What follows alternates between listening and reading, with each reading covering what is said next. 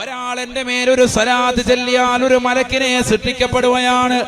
ആ മലക്ക് വന്നുകൊണ്ടാണ് ആ സ്വലാത്ത് എന്റെ അടുക്കലേക്ക് എത്തിക്കുക എന്ന് ഹബീബായ റസൂലുള്ളാഹി. പരിശുദ്ധമാക്കപ്പെട്ട റൗളയുടെ മുന്നിലും ഒരു മലക്ക് സ്ഥിതി ചെയ്യുന്നുവത്രേ. അസ്സലാത്തു വസ്സലാമു അലൈക യാ സയ്യിദി യാ റസൂലല്ലാഹ്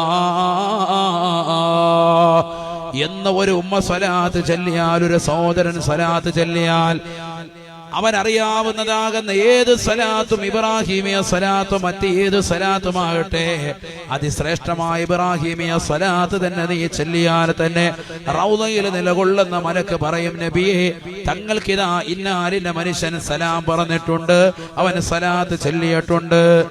ഹബീബായ റസൂലുള്ളാഹി സ്വല്ലല്ലാഹു അലൈഹി വസല്ലമ തങ്ങൾ പറയുകയാണ്, അവന് ഞാൻ സലാത്ത് സലാം മടക്കുമെന്ന് നബി മുഹമ്മദ് മുസ്തഫ.